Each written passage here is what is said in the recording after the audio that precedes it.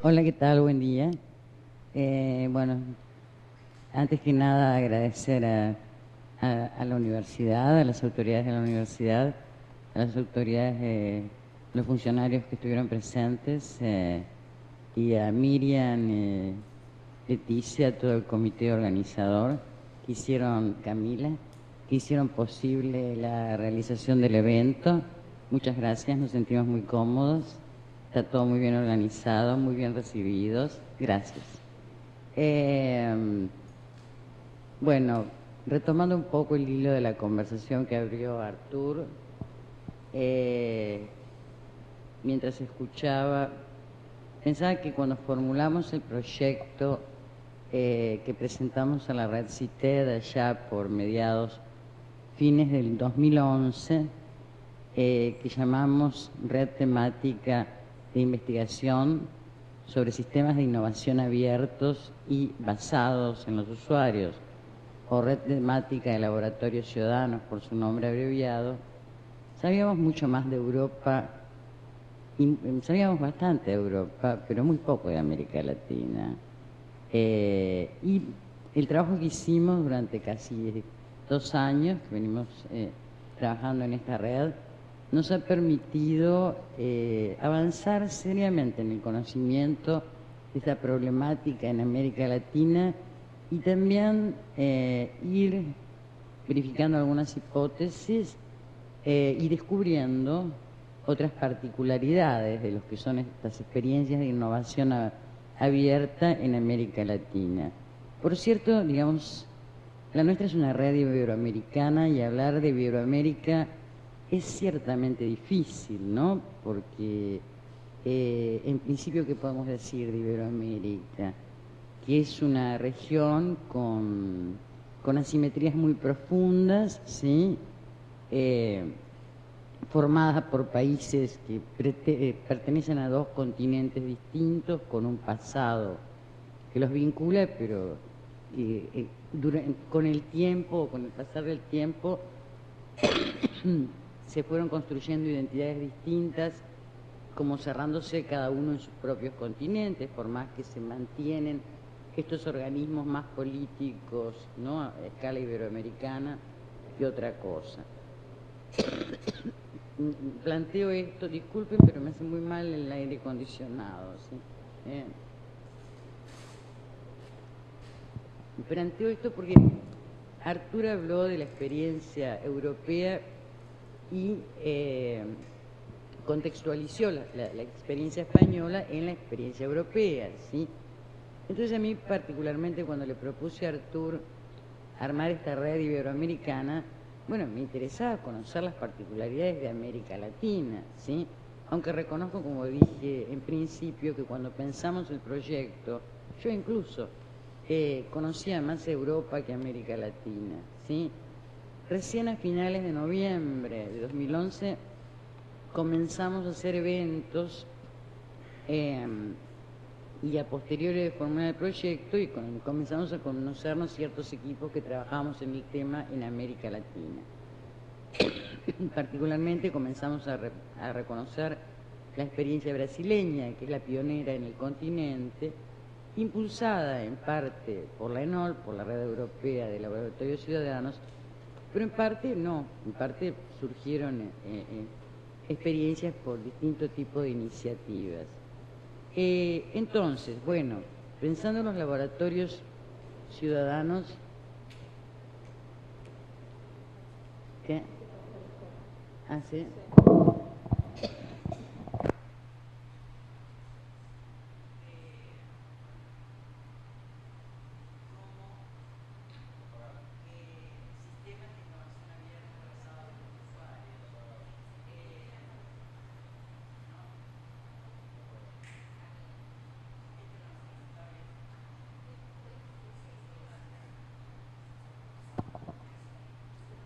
Ah, más. Ahí. Ok. Entonces, retomando el concepto de laboratorios ciudadanos, pensando en la cuádruple hélice como metodología y como modelo de producción de conocimientos, esta red de personas, organizaciones y conocimientos, mirando el camino recorrido en América Latina, donde estas experiencias inician más tardíamente, reconocemos varias características. En primer lugar, a diferencia de lo que ha ocurrido en Europa y en los países del norte, en América Latina estas iniciativas no necesariamente son producto de, no necesariamente son promovidas por el sector TIC, por el sector económico, de tecnologías de información y comunicación, es decir, por grandes grupos de investigación y empresas del sector TIC, cosa que sí ha ocurrido en Europa y América del Norte, en los países del norte en general. Otra cuestión que pudimos verificar es que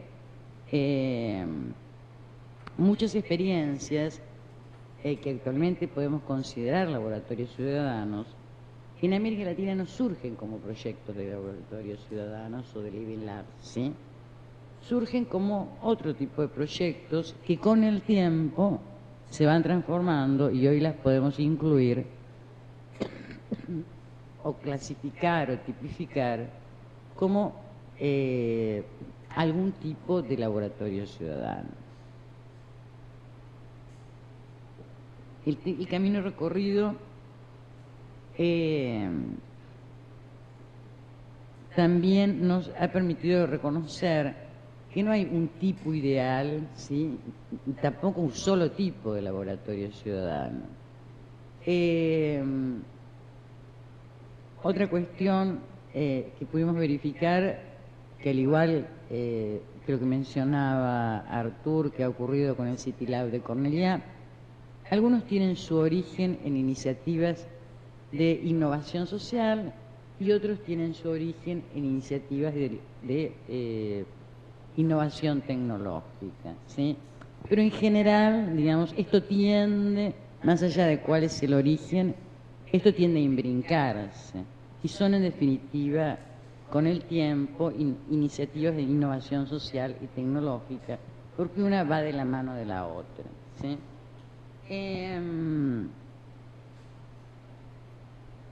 Bueno, otra de las cuestiones que podríamos afirmar es que de momento no todas las experiencias identificadas en los países de América Latina que hemos estudiado, que no son todos, trabajan con esta metodología de innovación abierta, ¿sí? Ni tampoco todos incluyen esta metodología de innovación abierta de cuádruple hélice. Si nos imaginamos un cuadrúpedo, algunas experiencias todavía no caminan con 4 patas, ¿sí? Caminan tan solo con 3, pero bueno, con el tiempo van a aprender a caminar con 4 patas y bueno, primero andarán más lentamente y después andarán más ágilmente, ¿sí? Todo indica que las experiencias van evolucionando de esta manera. Pero lo que sí vemos que es común a todas las experiencias identificadas de momento es que gran parte de ellas trabajan centradas en las necesidades de los usuarios. Este es el denominador común, ¿sí?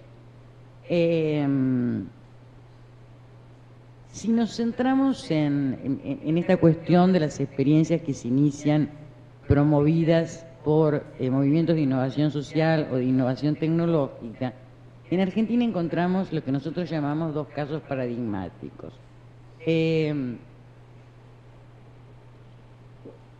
Uno de ellos iniciado a fines de la década de 90, principios de los 2000, y promovido por las políticas que había en América Latina y en otros continentes también en ese momento, que eran las políticas de promoción de acceso material y cognitivo a las tecnologías digitales, las políticas de alfabetización digital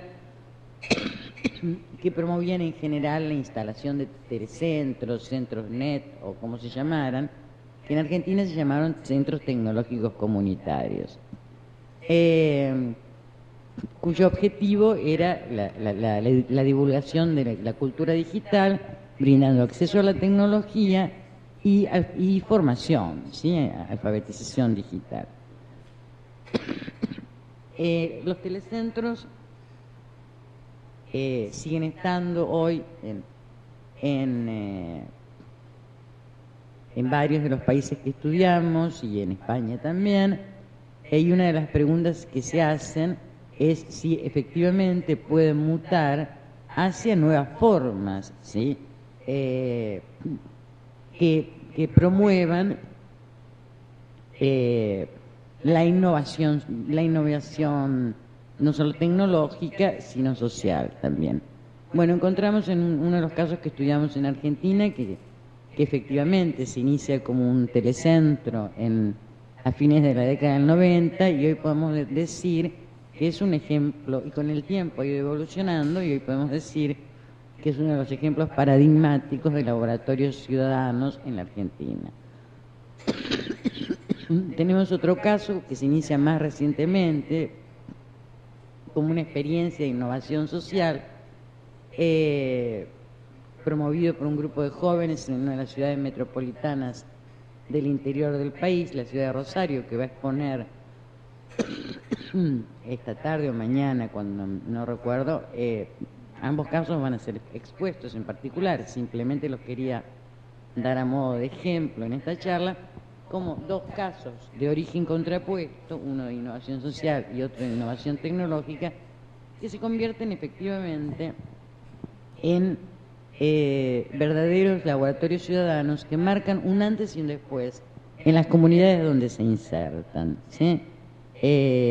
No solamente porque cambian las condiciones de vida y empoderan a esos ciudadanos, sino también porque cambian los modos de relacionarse con esa ciudad y con el mundo, ¿sí? Y para ir terminando, por mi top fundamentalmente, una reflexión. Estos telecentros o centros tecnológicos comunitarios, como los llamamos en Argentina, fueron producto de las políticas dominantes de finales de los 90, principios de los 2000,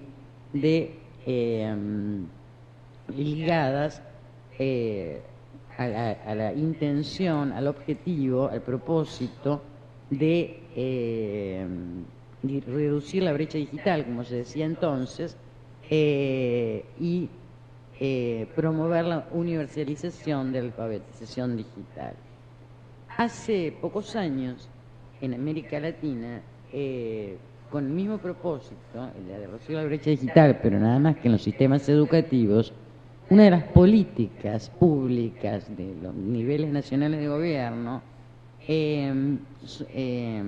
son políticas dirigidas a los sectores educativos de distintos niveles. En algunos casos es la educación básica, en otros casos es la educación media, en algunos casos con una orientación, en otros casos con una orientación técnica, pero la cuestión es que hay una política común nuevamente que tiene que ver con la reducción de la brecha digital, y es la entrega de equipamiento informático a los alumnos de las escuelas, provisión de conectividad y formación de los docentes para que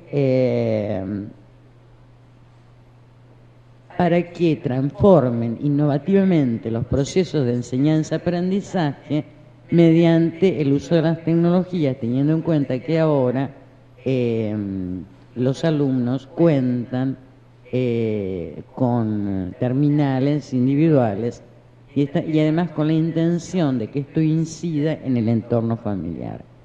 Creo que por otra parte, lo que se verifica en algunos países de América Latina es que los gobiernos nacionales nuevamente vuelven a prestar atención a los telecentros que en muchos casos habían quedado desperdigados y están lanzando políticas para remixar, ¿sí?, este tipo de instituciones, imponerlas en línea con procesos innovativos, ¿sí? Yo creo que tanto en la cuestión de los telecentros como en las políticas orientadas a los sistemas educativos, ¿sí?, hay pistas para seguir identificando y promoviendo, o sea, identificando procesos existentes ver sus potencialidades y promover procesos innovativos que tiendan, ¿sí?, hacia la forma de los laboratorios ciudadanos. Yo creo que si hace una década uno de los problemas más urgentes para impulsar el empoderamiento de nuestras comunidades era el acceso a las tecnologías y la alfabetización digital, estas experiencias exitosas que hemos indicado indican que existen procesos de innovación compartida, ¿sí?, tanto social, tanto tecnológica, social, como ciudadana. E insisto en el término de ciudadana, porque una de las cosas que pudimos apreciar es cómo estos procesos de innovación compartida tienden al empoderamiento ciudadano y al posicionamiento de los ciudadanos de otra manera en relación con la cosa pública, con el espacio público, en suma, con la construcción de lo público en su entorno de vida. Entonces, verificado esto, que existen experiencias de innovación compartida, tanto tecnológica, social como ciudadana, tal vez el reto futuro sea precisamente pensar cómo generalizar estas experiencias, cómo generalizar estas estructuras. Y retomo lo que decía Artur previamente, también cómo aprender de estos procesos de innovación emergente, no solo para formar cuadros innovadores, sino para hacer lo que decía anteriormente, para generalizar este tipo de experiencias. Bueno, gracias a todos.